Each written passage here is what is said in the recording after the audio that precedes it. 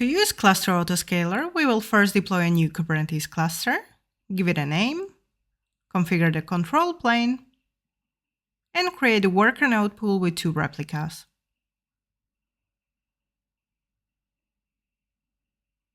Once the cluster is deployed, we're going to log into it and list available package repos.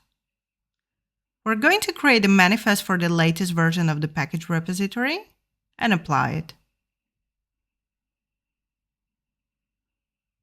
Once the reconciliation finishes, we will get the available Autoscaler packages. The Autoscaler package version will have to match the version of the Kubernetes cluster, in our case 130. Now we're going to edit the spec of the cluster we deployed and add min and max values to allow our worker nodes to scale between 1 and 3 nodes. We're also going to remove the replica count that we used during the initial deployment.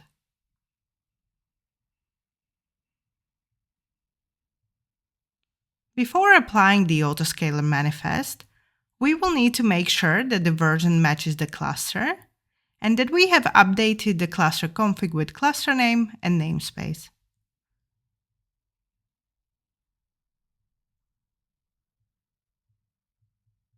Once the reconciliation succeeds, we'll verify that the Autoscaler is running, and now we'll just have to wait for the worker nodes to scale down to the minimal value, as there are no applications running on this cluster.